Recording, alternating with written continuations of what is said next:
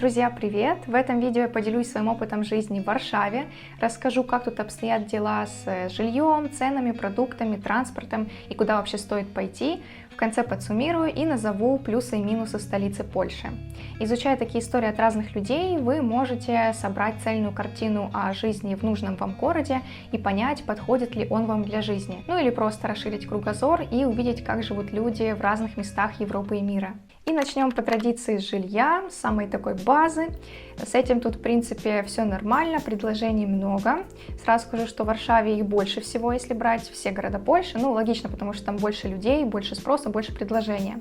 И мы обычно бронируем жилье на Airbnb, поэтому буду говорить именно за этот сервис. И бронируем квартиры всегда за 2-3 месяца в Польше, потому что впритык делать не советую. Вариантов будет очень мало, и они будут вам не нравиться. В сумме мы прожили здесь 1,5 месяца за $1658. И это нормальная цена, да.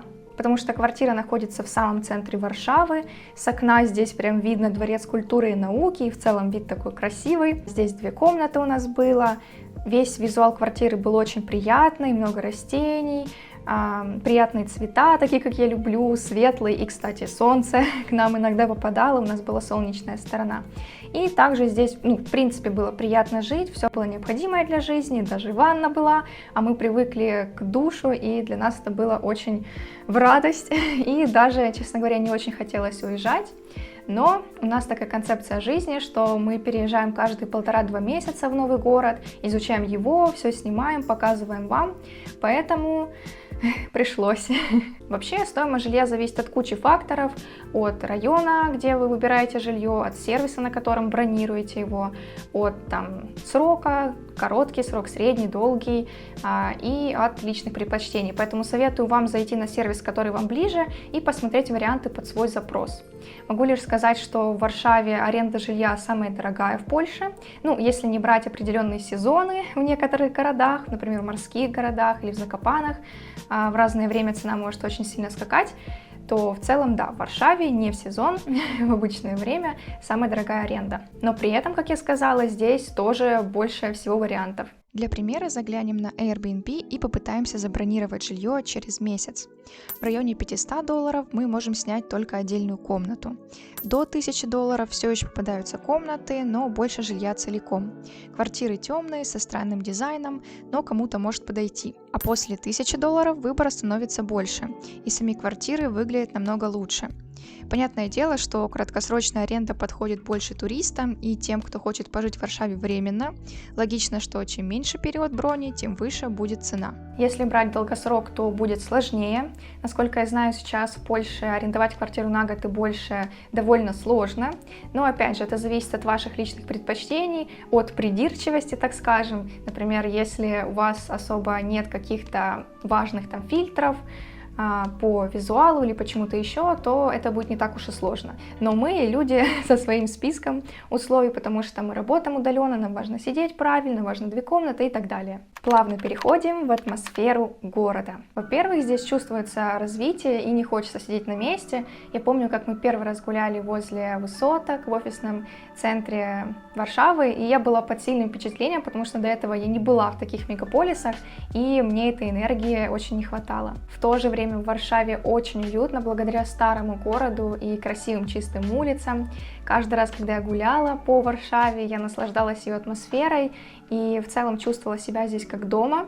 Я, в принципе, в каждом месте чувствую себя как дома, но здесь как будто острее это почувствовала. А так, я считаю, что дом — это каждое место, в котором мы находимся, каждое жилье, каждый магазин, каждая улица, город.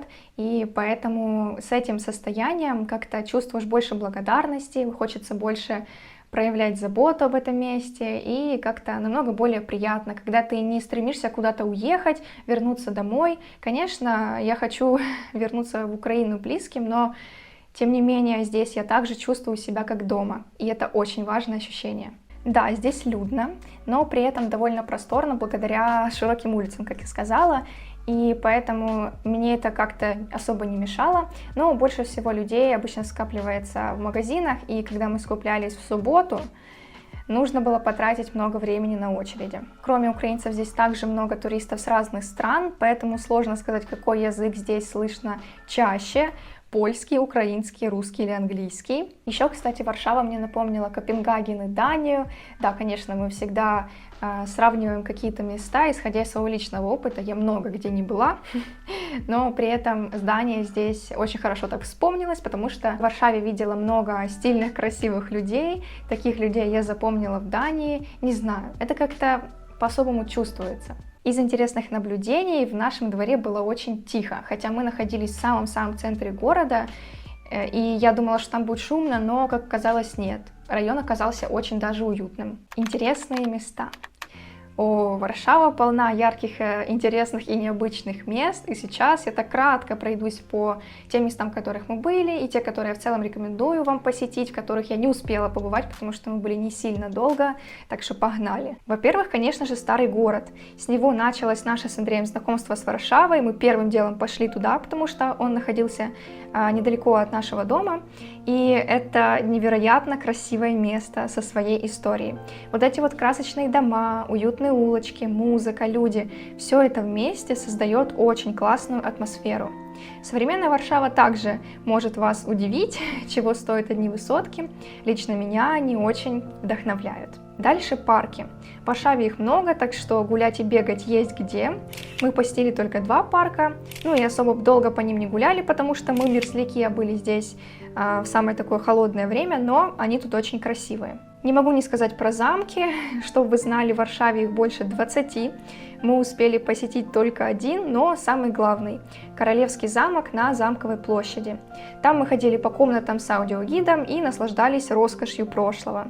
Местами, конечно, было скучно, потому что историю нужно уметь интересно подавать, но цепляющие факты были. Из необычных мест могу выделить библиотеку Варшавского университета. Здесь особенно интересно погулять летом, когда открыт верхний сад на крыше библиотеки, но мы походили по нижнему, и все равно это было красиво и уютно. Также здесь есть халлы из необычного. Это такие торговые помещения, где можно вкусно поесть, пошопиться, послушать живую музыку. Также советую вам посетить музей науки Коперника.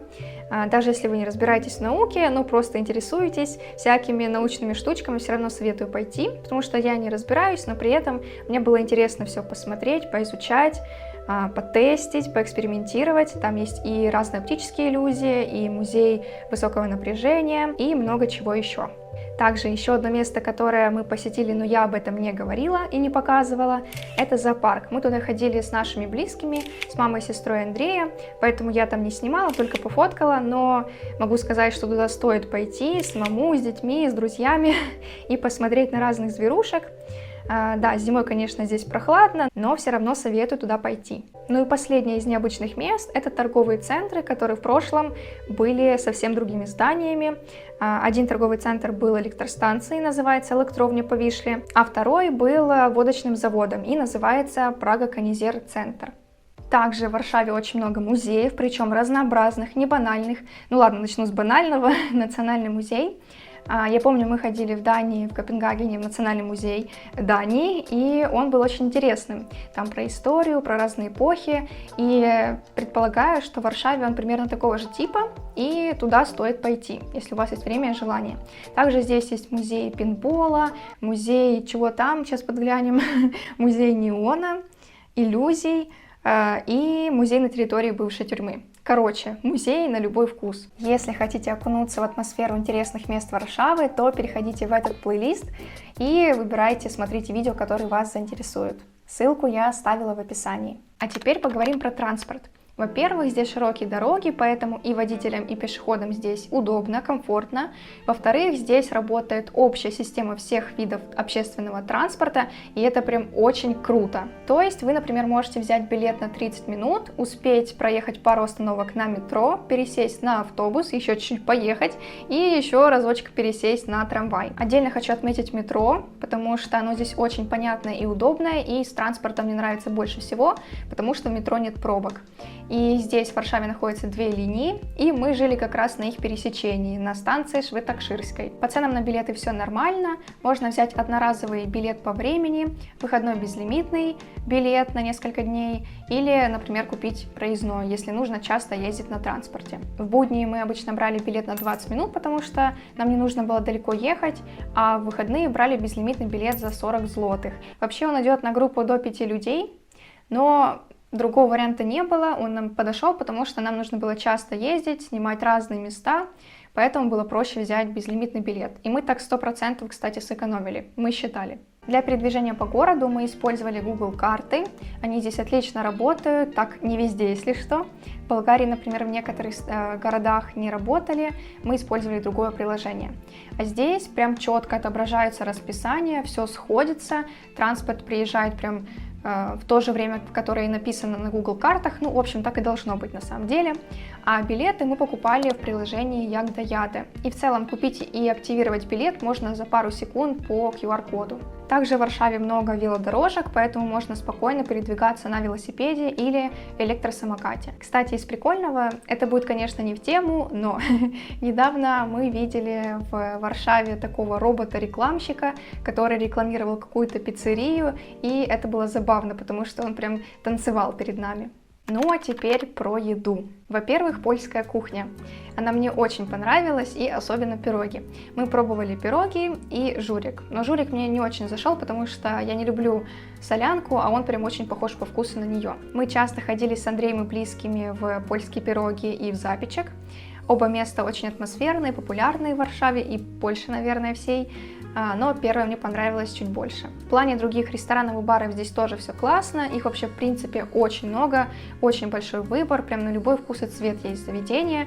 И из того, что мы успели посетить, это, во-первых, ресторан грузинской кухни Little Georgia, очень вкусное место, прям всем советую, там делают классные хачапури и мясные наборы.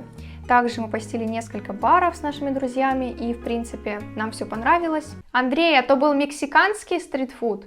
А, индийский.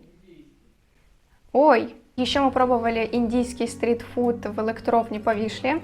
Это единственное место, которое вообще не зашло, ну, в плане именно кухня, вот это вот индийская, потому что там еда вся острая, жирная и сладкая.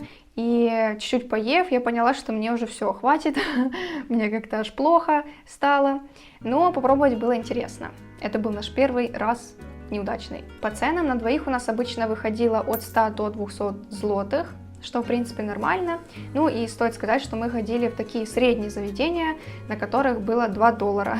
Теперь про домашнюю еду. Обычно мы закупались в Лидле, Кауфленде или Бедронке. Бедронка самая бюджетная из них, но и выглядит она соответствующая. Отпадающие ценники, вонючее мясо и что там еще, открытые холодильники не особо порадовали глаз и нос. Но там нам очень понравилась почему-то пицца и помидоры. Не знаю, я это просто запомнила. Lidl получше, тут хорошие товары, а вот Kaufland, он самый такой широкий. Он в прямом смысле очень большой, и там прям огромный выбор, то есть там может быть 2 стеллажа, 2 таких больших длинных стенда одного продукта. Для кого-то это минус, я даже видела на Google картах в отзывах много такого негатива в плане, что очень много всего. Да, глаз разбегается, но при этом есть из чего выбрать. Также в Варшаве есть много маленьких магазинов, таких мини-маркетов, ну особенно Жабки, она здесь просто на каждом шагу находится. Можно сказать, что она такой спасательный вариант, но мы туда ходили редко, потому что там мало выбора и высокие цены. Из нюансов, по воскресеньям часто в Польше не работают магазины и торговые центры, и это важно учитывать. Кстати, если вам интересно подробнее узнать про цены на продукты, то после просмотра переходите в описание, там я оставила ссылку на видео, где я сняла обзор нашей еженедельной закупки с ценами. Немного про возможности. В офисном центре Варшавы находятся десятки всемирно известных компаний, и в целом тут очень много бизнес-центров, и все это вместе отлично процветает благодаря растущей экономике Польши. Чего стоит только тот факт, что Польша была единственной страной ЕС, которая избежала спада во время кризиса в 2008 году. Кроме того, ВВП на душу населения здесь постоянно рос, и в целом до 2019 года, последние 28 лет, экономика Польши стабильно росла.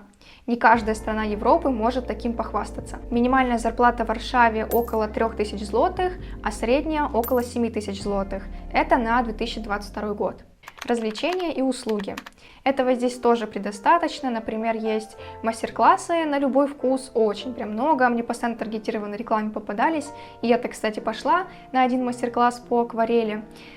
Также здесь есть много театров, кинотеатров, там катки, лыжный спорт, бьюти-услуги и так далее. И самое классное, что здесь очень много украиноязычных и русскоязычных специалистов, и это прям огромный плюс.